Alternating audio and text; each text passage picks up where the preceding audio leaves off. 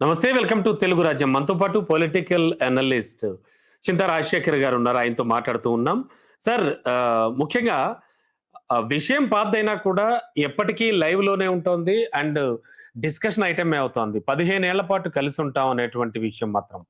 అంటే మొన్న పవన్ కళ్యాణ్ గారు చేసిన వ్యాఖ్యలకు సంబంధించి అవి ఇంకా ఇప్పటికి వైరల్ అవుతూనే ఉన్నాయి. వీటికి సంబంధించి ఏం మాట్లాడుకోవచ్చు సార్? ఖచ్చితంగా అంటే కూటమి అంటే 3 భావాలు కలిగినటువంటి పార్టీలు అంటే ఆ పార్టీలన్నీ కలిసుంటాయా? ముఖ్యంగా వాళ్ళలో అది ఎంతవరకు సాధ్యం అనేది మాత్రం ఖచ్చితంగా డిస్కషన్ వస్తూ ఉంది. ఏం చెప్తారు ఒక సీనియర్ పొలిటికల్ అనలిస్ట్‌గా? ఇక్కడ ఒక విషయం మనం నాకు స్టార్టింగ్ నుంచి నేను ఒక వాదన తీసుకొస్తూ ఉండేవాడిని. ఎందుకంటే పవన్ కళ్యాణ్ వ్యవహార శైలి చూస్తే యెస్ సార్. చంద్రబాబు నాయుడుకి అనుకూలంగానే ఆయన వ్యవహరించాలి తప్ప రాష్ట్ర ప్రజలకు కానీ, రాష్ట్ర ప్రయోజనాలకు కానీ ఎప్పుడు ఆయన దానికి అనుకూలంగా ఎప్పుడు ఆయన నిలబడలేదు. Yes sir. పవన్ కళ్యాణ్ రాజకీయ పార్టీ పెట్టిన తర్వాత చేపట్టిన మొట్టమొదటి ఆహ్, ప్రజల కోసం పోరాటం ఏదైనా ఉందంటే అది ప్రత్యేక హోదా కోసం. ఆ హ్మ్. ప్రత్యేక హోదా కోసం ఆయన అడపాదడపా తళుక్కుమని మెరిసి మాయమైపోయేవాళ్ళు గాని, ప్రజల హ్మ్. కోసం ఆయన ఎప్పుడు నిలబడి పోరాడిందైతే లేదు. ఎందుకంటే ఒక పిలుపు గాని, ఒక పోరాట కార్యాచరణ గాని, ఒక క్యాలెండర్ గాని ఇచ్చి మనం ఈ ఈ ఈ పోరాటాలు చేద్దామని ఆయన పిలుపివ్వటం ఒకటి చేయలే ఆయన. హ్మ్. నేను హమ్ లడెంగే లడెంగే అన్నారు. రోషన్ లేకపోతే ఒంటికి కారం పూసుకోండి అన్నారు.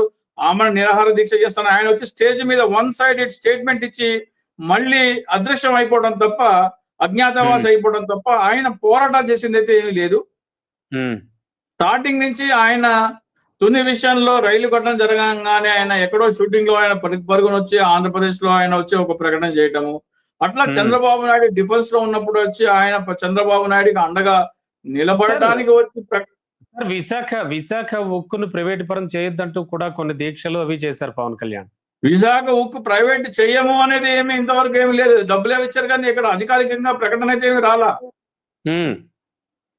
దాంట్లో అది రేపో మాపో ఎప్పుడైనా ఏమవుతదో మనకు తెలీదు. పోలవరం హ్మ్. ఎత్తు తగ్గిస్తున్నారు. దాని మీద హ్మ్. పవన్ కళ్యాణ్ మాట్లాడలేదు. అలాగే హ్మ్. ప్రత్యేక హోదా విషయం అసలు ఊసే లేదు. హ్మ్. ఒక్కసారి కూడా ఉచ్చరించట్లేదు. ఆ పదమే ఉచ్చరించట్లేదు. ఆ పదం తీసి పడేశారు. హ్మ్. సో, ఆంధ్రప్రదేశ్‌కి ఎవరైనా సరే మేలు చేయగలాలంటే, ఆంధ్రప్రదేశ్ ఆర్థికంగా బలపడాలంటే ఏకైక సూత్రం ఏంటంటే 10 సంవత్సరాల ప్రత్యేక హోదా. హ్మ్. బ్రహ్మదేవుడొచ్చినా సరే ప్రత్యేక హోదా లేకుండా ఆంధ్రప్రదేశ్ ఎవడు బాగు చేయలేడు.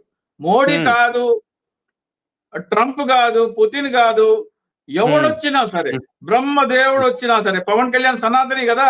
బ్రహ్మ, హ్మ్. విష్ణు, మహేశ్వరుడు, శ్రీరామచంద్రుడు, శ్రీకృష్ణుడు వచ్చినా సరే, ఆంధ్రప్రదేశ్‌ని ఎవరు బాగు చేయలేరు ప్రత్యేక హోదా ఇవ్వకుండా.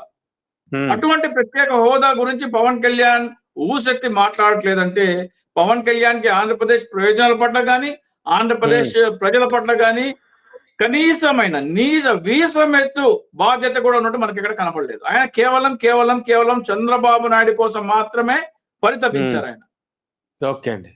సో, నేను చాలా కారణాలు చాలా సార్లు నేను చెప్పాను. ఈ జనసేన అవును. పార్టీ అనేది పవన్ హ్మ్. కళ్యాణ్‌ది కాదు. అది కేవలం ఆహ్, చంద్రబాబు నాయుడు స్థాపించిన ఒక బినామీ పార్టీ అని చెప్పి నేను చాలా సార్లు చెప్తూ వస్తున్నాను.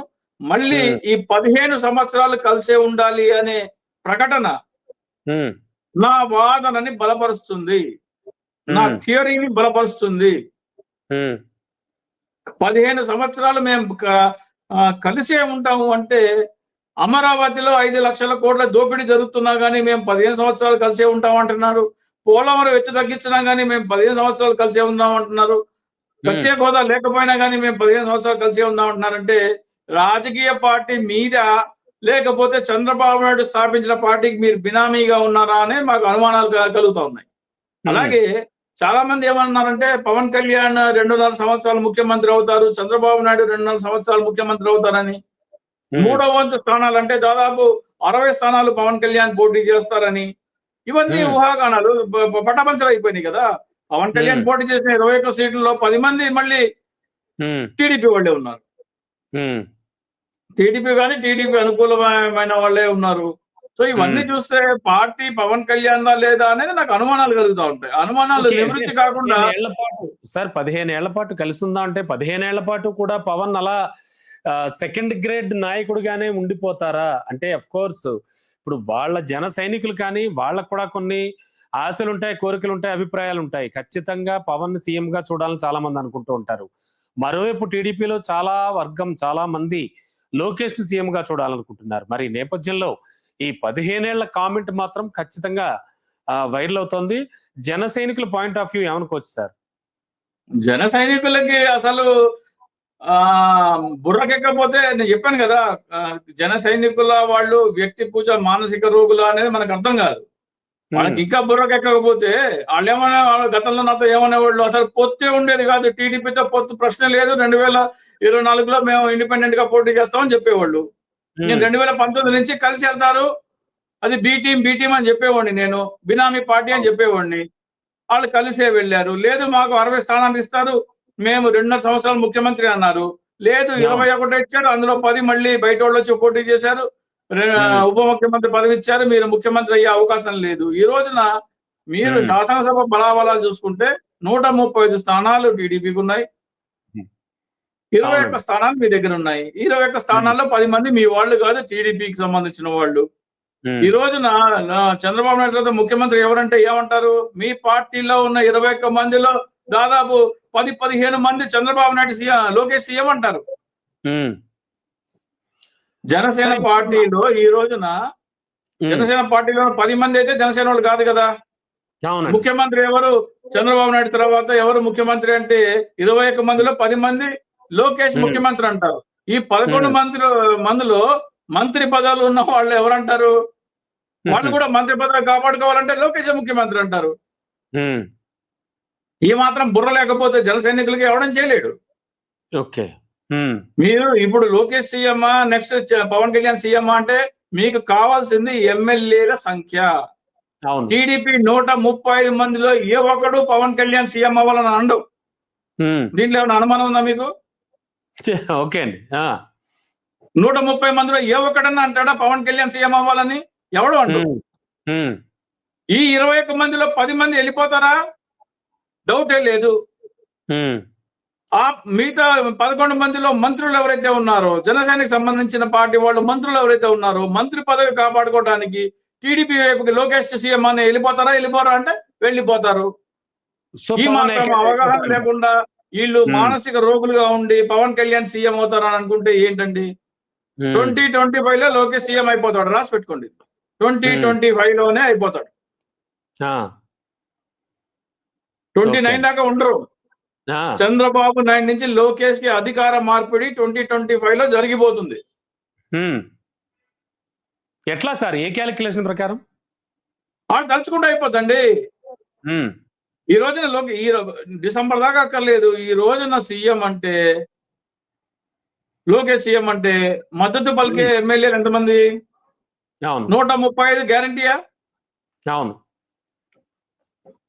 పురంధరేశ్వరి పార్టీల నుంచి ఉన్న వాళ్ళందరూ గ్యారంటీయా? ఈ 21 మందిలో 10 మంది గ్యారంటీయా? సో అంటే పవన్ ఇవేం ఆలోచించట్లేదంటారా డిప్యూటీ సీఎం గా? అదే ఆయన సొంత పార్టీ అయితే ఆలోచిస్తారండి. ఆయన బినామీ అంటున్నా కదా నేను. సో అందుకని ఒప్పుకుంటారు. ఏమండి, సొంత పార్టీ అయితే 60 సీట్లకు తక్కువ పొత్తు పెట్టుకోనండి. అవును. సొంత పార్టీ అయితే 2.5 సంవత్సరాలు నువ్వు, 2.5 సంవత్సరాలు నేను అనే ఒప్పందం బహిరంగంగా ప్రకటించకుండా పొత్తు పెట్టుకోరండి. ఓకే, ఇప్పుడు అలాంటిది 15 ఏళ్ళు అంటున్నారు. 15 ఏళ్ళ వరకు జగన్ గారిని అసెంబ్లీ వద్ద కూడా చేరనివ్వం అనేది వాళ్ళ టార్గెట్. ఏమండి, బ్యాలెట్ పేపర్ ఎన్నికలు పెడితే జగన్మోహన్ రెడ్డి సీఎం అండి. అది 2024లో అయినా అయ్యేది, 2029లో అయినా జరిగేది అదే. బ్యాలెట్ పేపర్ ఎన్నికలు పెడితే. రాజశేఖర్ గారు, ఇప్పుడున్న కాలమాన పరిస్థితులకి అవేమి అనుకూలం కాదు కదా. ఇప్పుడు మన సుప్రీంకోర్టు ఒక తీర్పు ఇచ్చిందండి. సుప్రీంకోర్టు మనకు తీర్పు ఇచ్చింది 11th ఫిబ్రవరి అనుకుంటా. 11th ఫిబ్రవరి. ఏమని? మీరు ఈవీఎంలో వెరిఫికేషన్ చేయకుండా డేటా ఎలా డిలీట్ చేస్తారు అని ఎన్నికల కమిషన్ కి అక్షింతలు వేసింది హర్యానా విషయంలో. హర్యానాలో ఏం చేశారంటే ఈవీఎం వెరిఫికేషన్ కాకముందరే డేటా డిలీట్ చేశారు. ఈవీఎం పరిశీలన చేయకముందరే డేటా ఎందుకు డిలీట్ చేశారు అని అక్షింతలు వేసింది. అంటే డేటా డిలీట్ చేయడం తప్పని సుప్రీంకోర్టు ఎన్నికల కమిషన్ కి చివాట్లు పెట్టింది కదా. అవును. ఆంధ్రప్రదేశ్ లో ఈ డేటా ఎప్పుడు డిలీట్ చేశారు? అర్థం కావట్లేదా మీకు? ఆంధ్రప్రదేశ్ లో ఈవీఎంల డేటా ఎప్పుడు డిలీట్ చేశారు?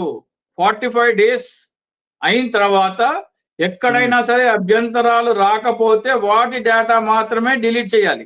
45 డేస్ అవును. వరకు ఎలక్షన్ అవును. పిటిషన్ వేసుకునే అవకాశం ఉంటుంది. అవును 45 సార్. డేస్ తర్వాత ఎక్కడెక్కడైతే మీకు అభ్యంతరాలు లేవో వాటి డేటా డిలీట్ చేసి, ఎక్కడెక్కడైతే అభ్యంతరాలు ఉన్నాయో వాటి డేటా డిలీట్ చేయకూడదు. హర్యానాలో ఏం ఓకే. చేశారు? అభ్యంతరాలు ఉన్న చోట డేటా కూడా డిలీట్ చేశారు. హ్మ్. అవును. ఆంధ్రప్రదేశ్‌లో 10 రోజుల్లోనే డేటా డిలీట్ చేయమని ఆదేశాలు ఇచ్చారు కదా! హ్మ్. 10 రోజులలోనే డేటా డిలీట్ చేయమని ఆదేశాలు ఇచ్చారు. ఇక్కడ ఆంధ్రప్రదేశ్ ఎన్నికల అధికారి. అవన్నీ యెస్. మనకు జీవో కూడా సర్క్యులేట్ అయింది కదా! అవునండి. అవును. మరి మీకేం అర్థం అవుతుంది? హ్మ్. ఈవీఎంలన్నీ పక్కాగా జరిగినాయని ఎలా నమ్ముతారు మీరు? హ్మ్. ఆగమేఘాల మీద. అంటే మీరు 45 హ్మ్. డేస్ లోపల వాళ్ళు ఎన్నికల పిటిషన్ వేస్తారో, వేయరో తెలియకుండానే డేటా డిలీట్ చేయమని ఆదేశాలు ఎందుకు ఇచ్చారు? అవును. అవును. సో, అంటే ఖచ్చితంగా బ్యాలెట్ పేపర్ పెట్టి ఉంటే కనుక జగన్‌మోహన్ రెడ్డే వచ్చుండేవాడు. No doubt. 24లో 24లో అవును. ఓకే. 29లో ఈవెన్ పెడితే రాడు జగన్మోహన్ రెడ్డి. స్థానిక ఓకే. సంస్థల ఎన్నికల్లో ఈవీఎంలు హ్మ్. పెడితే కూటమే గెలుస్తుంది. ఎక్కడైతే ఈవీఎంలు పెట్టారో అక్కడ కూటమి గెలుస్తుంది. ఎక్కడైతే బ్యాలెట్ పేపర్ ఎన్నికలు పెడితే అక్కడ జగన్మోహన్ రెడ్డి గెలుస్తాడు. సార్ ఇప్పుడున్న కాలమాన పరిస్థితులకు అనుగుణంగా 15 ఏళ్ల పాటు 3 పార్టీలు కలిసి ఉండడం అనేది ఎంతవరకు సాధ్యం ఫైనల్‌గా? ఎంతవరకు సాధ్యం గాదు. ఎంతవరకు సబబు అనండి. సాధ్యమని పోన్లెండి ఆయన అదే. చెప్తున్నారు. ఆ! అది నిజంగా మీ పార్టీ అయితే సబబు కాదు. హ్మ్. మీరు బినామీ పార్టీ అయితే సాధ్యమే. ఓకే. 15 కాదు 150 సంవత్సరాలు కూడా సాధ్యమే బినామీ పార్టీ అయితే. Yes sir. Yes sir. Okay అండి. Okay sir. ఓకే మీ సార్. Party thank you. కాదనుకోండి. హ్మ్. నిజంగా జనసేన మీ పార్టీ కాదనుకోండి. ఈ హ్మ్. అమరావతి ఏంటి? 5,00,000 కోట్ల దోపిడీ ఏంటి? నేను నా మంత్రుల పదవి నుంచి బయటకు వచ్చేస్తున్నాను. రాజీనామా చేస్తున్నాను. దీని మీద హ్మ్. సిబిఐ, ఈడీ ఎంక్వైరీ చేయించండి అని మోడీ దగ్గరికెళ్లి కూర్చోవాలి. ఆయన హ్మ్. ప్రజల కోసం పార్టీ పెడితే, రాష్ట్ర ప్రయోజనాల కోసం పార్టీ పెడితే, రాష్ట్ర ఖజానా నుంచి 5,00,000 కోట్ల దోపిడీ చేస్తున్న అమరావతి ప్రాజెక్ట్‌ని తక్షణం హ్మ్. నిలిపివేసి సిబిఐ, ఈడీ ఎంక్వైరీ చేయమని మోడీ దగ్గరికెళ్లి కూర్చొని ఎంక్వైరీ చేయించుకోవాలి. Sure sir. Sure sir. Okay sir. Okay. Thank you sir. Thank you so much.